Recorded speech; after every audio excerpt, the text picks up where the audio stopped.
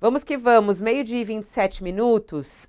A gente já foi manchete, já saiu da manchete e todo mundo está falando sobre a inflação. Eu vou passar a bola para o Sakamoto, que já até escreveu uma coluna sobre isso. A gente puder abrir a coluna do Sakamoto aqui sobre a inflação. Falamos já sobre a repercussão da avaliação positiva e negativa do governo Lula no Datafolha de hoje. E acho que vale a gente pegar aí o gancho da economia brasileira, o quanto isso pode ajudar ou não o governo Lula, né? Não foi a picanha, o arroz e feijão explicam a insatisfação com o governo Lula. Desenrola pra gente sua coluna aí, Sakamoto, falando sobre o resultado da inflação de fevereiro, que saiu agora pela manhã e acelerou para 0,83% em fevereiro, e foram alguns preços que puxaram essa inflação um pouco mais acima.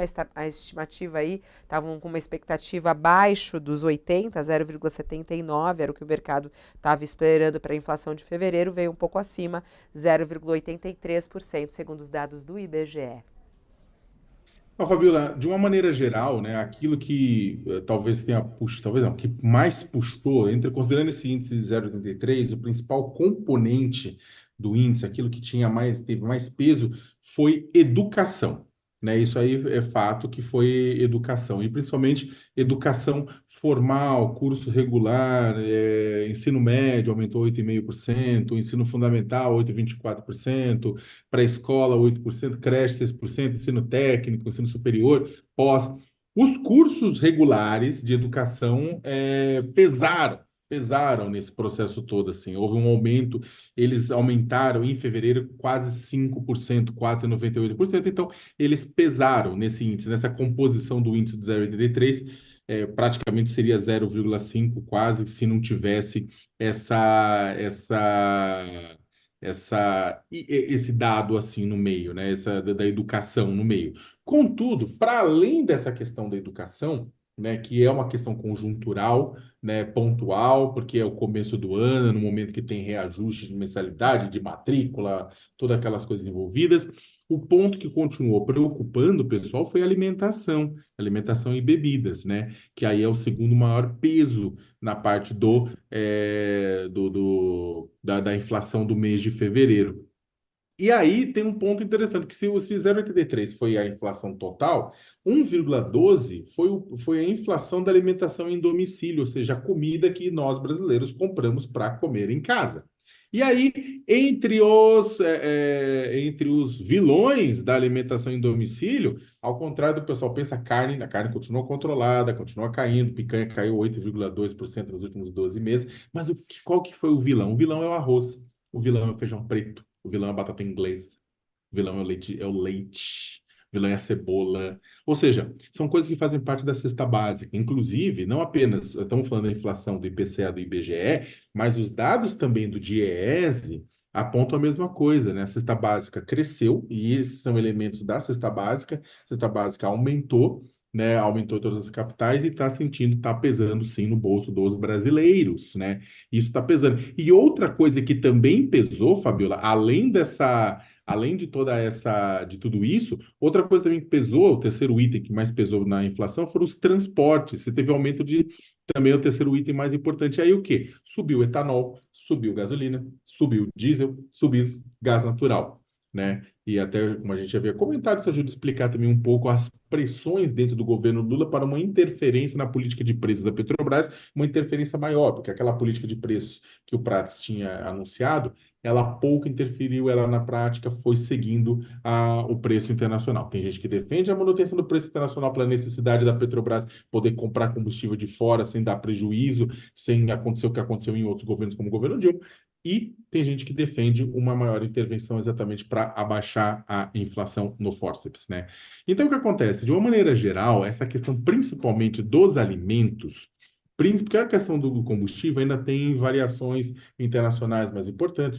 O dos alimentos está diretamente envolvido com El Niño, mudanças climáticas, tudo isso que acabou atrapalhando bastante isso, né? Ou seja, tem uma questão conjuntural. Porém, o preço dos alimentos subiu muito, né, durante o governo Bolsonaro, 10% em 2021, a inflação foi total, né? 5,79% em 2022, boa parte desse componente é comida, subiu.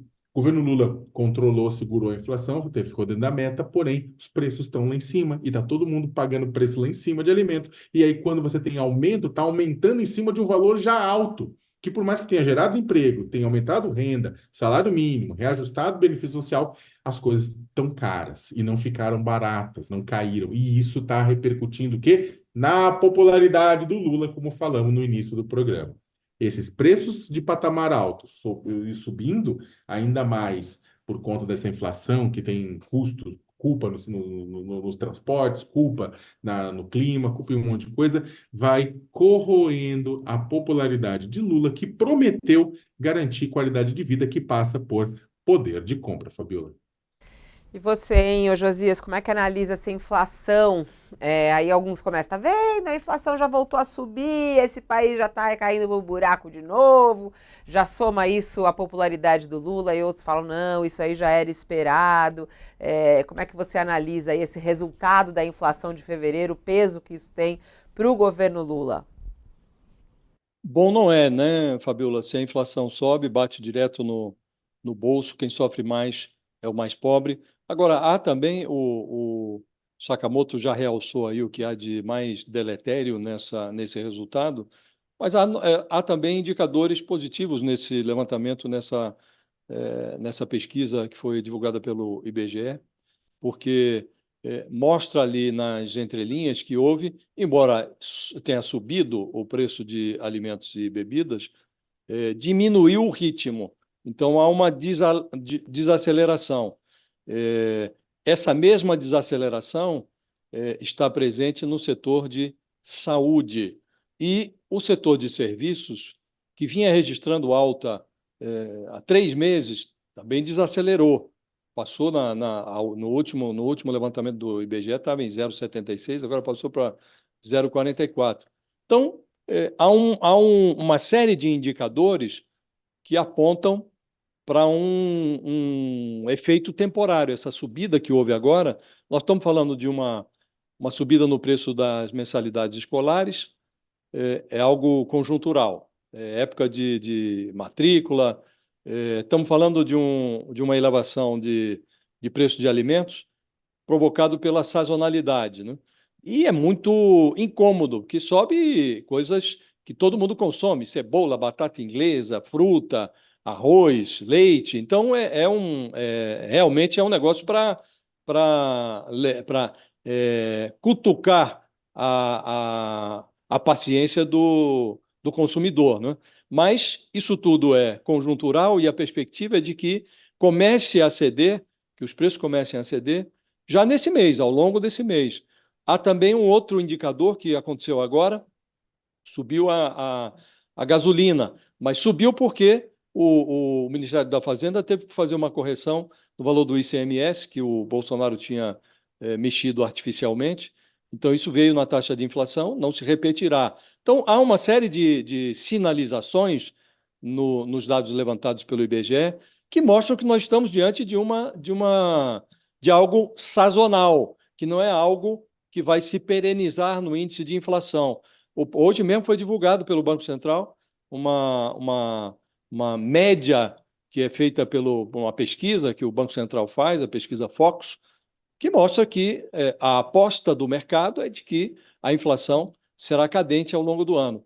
Então, nós estamos diante de algo que, se fosse adequadamente explicado, talvez não fosse tão mal recebido. É óbvio que ninguém gosta de aumento de preço, mas o governo tem a obrigação de mostrar que o trabalho está sendo realizado e que a perspectiva é de que ali na frente, ali na esquina, esse preço volte, ou a inflação volte ao patamar, volte a cair, volte para dentro da meta, que está dentro da meta, aliás. Então, se fosse bem explicado, não daria tanto curto-circuito, mas como é mal explicado, mesmo esses indicadores positivos que estão aí contidos na mesma pesquisa do IBGE, eles não são explorados adequadamente, Fabiola.